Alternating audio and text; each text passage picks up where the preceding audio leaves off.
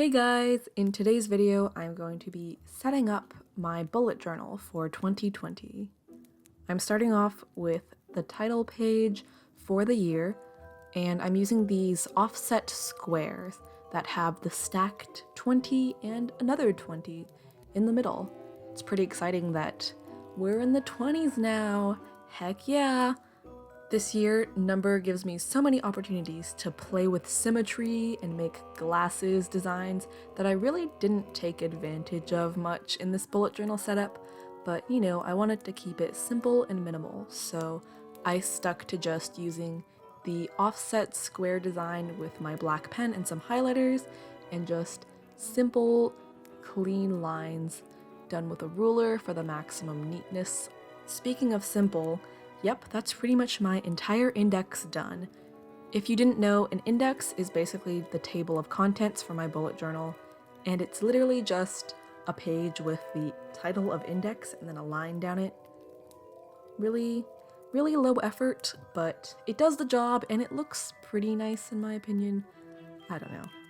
Anyways, my next spread is a Goodbye 2019 on the left side of this double page spread, and the other side is going to be Hello 2020.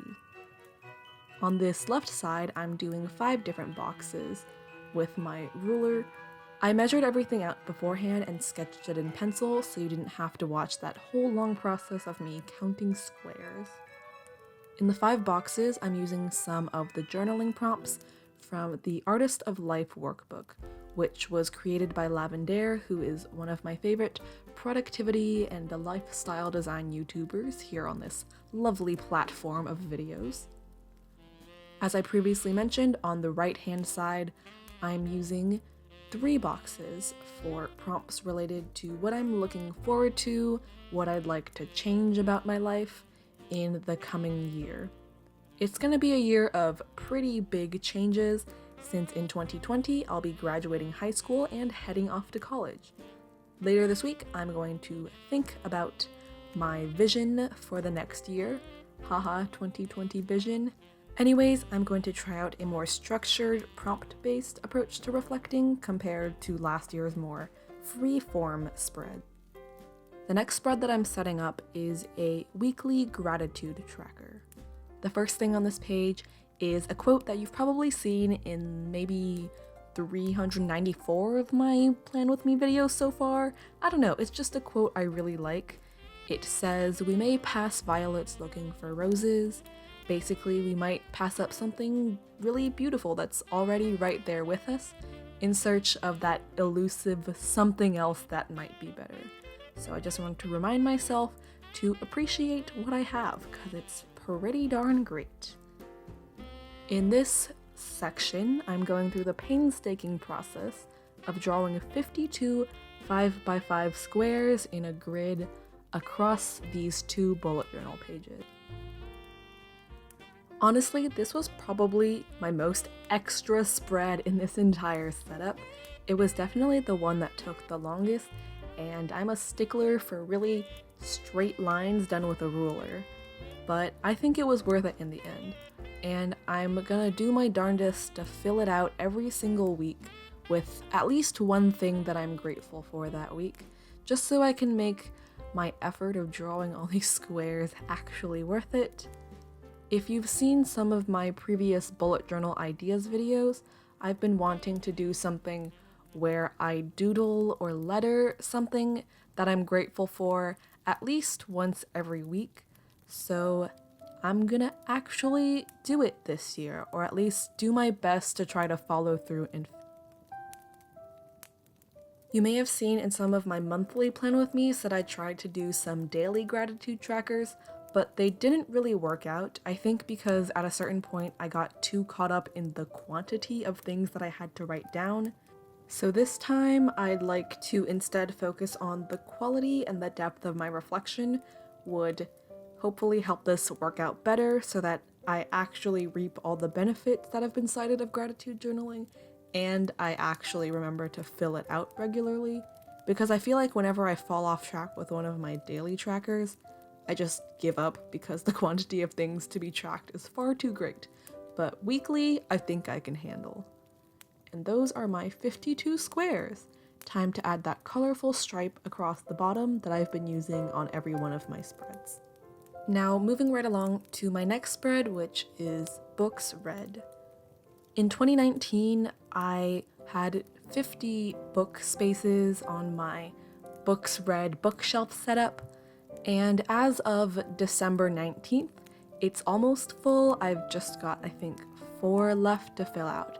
So I'd say that the amount of books I read in an average year is definitely more than 40, at least in my current lifestyle. But in this one, I decided to include just 40 rather than the 50 that I had for 2019. This is because, as I previously mentioned, in 2020 I'm going to start college, so I anticipate having less free time to read for fun than I did in 2019 or even 2018, since I'll be so busy moving into college and trying to figure out what the heck I'm doing and how do I college and live on my own. Anyways, while I was talking on and on, I finished a little preliminary pencil sketch in which I just drew a bunch of rectangles and counted up how many would fit. And after that sketch, in which I made sure that there were, in fact, 40 books on this little bookshelf, I'm now using a black pen and just giving up on the ruler after a few because it was just taking way too long to add in those books concretely for real. And in that little extra empty space, I'm adding a sunflower because the yellow matches the yellow of this spread, and I just find it really cute. The romantic concept of having a plant or book on your bookshelf. I don't know, I've never had that in real life, so maybe I can have one in my little fictional paper drawing at least. The facing spread on the right side is where I'm writing down my senior year bucket list. And as you saw a little bit ago, I'm referring to a little note I have on the Notes app of my iPhone to write down the things that I had brainstormed throughout this entire first semester. The things on this list mostly consist of either things I'd like to finally visit in the San Francisco Bay Area that for some surprising reason I have not done so yet, things I'd like to revisit, and things that would help push me out of my comfort. That list is always going to be under construction as I come up with new ideas or decide I'm not really interested in something anymore, so if you got some fun ideas, feel free to leave those in the comment section. This next spread is my year in pixels. I feel like I've been doing this for at least 2 or 3 years. Not sure. If anyone really feels like going through my old Bullet Journal Flipthrough videos to fact check me, be my guest, I'd love to know. But anyways, the way this setup works is I have 1 square reserved for every day in this year. There are 12 columns, 1 for each month, and each column is the length of the number of days in that month, which was a little bit hard for me this year, not gonna lie, because for a second I forgot that this year, 2020, is going to be a leap year, so February actually has 29 days, and I almost cut it off too early at 28. I'm so sorry, February, you have the correct number of days now. Each day I color the pixel a certain color that will represent my general mood for that day. I'm drawing in the key right now. I found this really interesting to look back on to just see how certain periods in my life affected me emotionally. Like my junior year, second semester was just tired and stressed all the time, and now I'm feeling a lot more content, happy, motivated, energetic days, which is really awesome for me, and I just like seeing that progress represented in colors and pixels. It's just so satisfying to see my mood and mental health get better as the days go by. Anyways, the next spread is my goals for 2020 spread. This spread is divided into 8 boxes for 8 different categories of life goals, and these categories came from the Artist of Life workbook that I showed earlier on in the video. I didn't use all of the categories or the exact same things, but I just picked the ones that I felt were more relevant to my life. As of the time of filming this, which is December 19th, 20th. I still haven't picked my goals yet. I'll definitely be referring to the prompts that are in that Artist of Life workbook to help me choose what my aims are moving forward. The spread after my goals spread is going to be my last replaced, which I believe I started doing in 2018, and I'm finding it very helpful because I'm quite absent-minded when it comes to actually getting around to replacing my toothbrush and my contact lenses and all these other things that are really unhygienic if you don't replace them often enough. So it looks pretty much the same as last year's setup, with nearly identical drawings of each thing and then those lines that go across.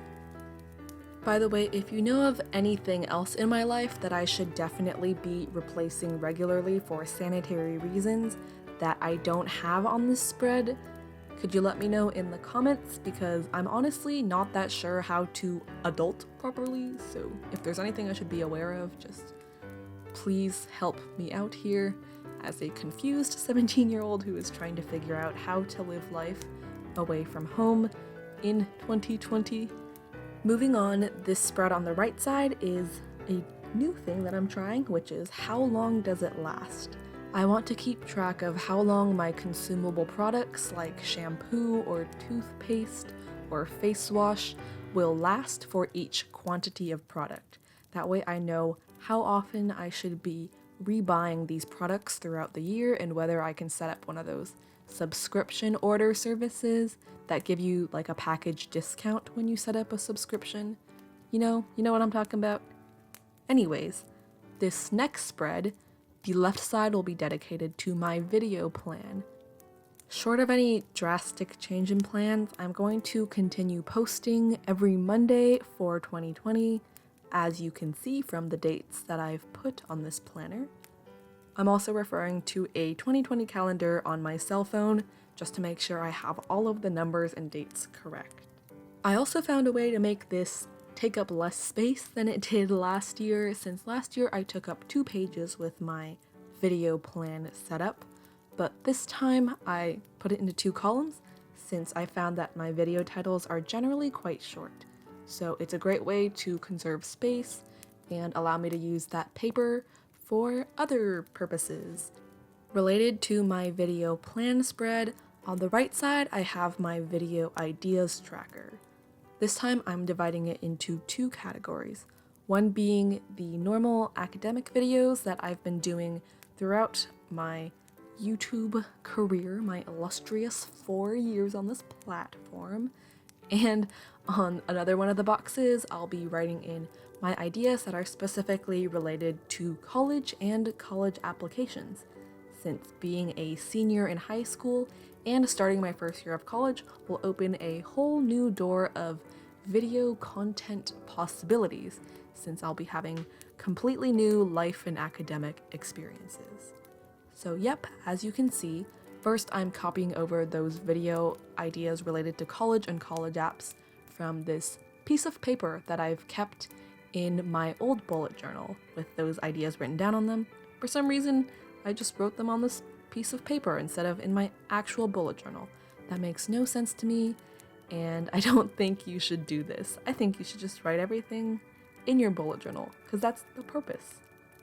Anyways, I'm copying my other regularly scheduled type content about academics and stationery and all those fun things from this year's 2019 video idea spread. Just all of the ideas that I haven't gotten around to yet. Of course, if you have suggestions, be sure to let me know in the comments. Now I'm going through and adding page numbers. One trick I have is to only number the even pages, because that way on every spread you'll still have a page locator, but you don't have to write nearly as many numbers as if you were going to number every single page. Now I'm updating my index with all of these shiny, lovely new spreads that I've just added. Yay, we love keeping track of things. Look at that, an index. Now here is a flip through of all of my completed spreads for my 2020 setup. I really like how simple and minimal all of these are, and it definitely took a lot less time to set up compared to some of my other years where I did a lot more drawing and a lot more extra calligraphic titles and layout details and things like that. I hope you enjoyed this video, and if you'd like to see more bullet journal content, I will link some more videos on screen and in the description. I also upload new videos every Monday, and I post photos of my bullet journal on my Instagram, which is @studyquill. See you next time!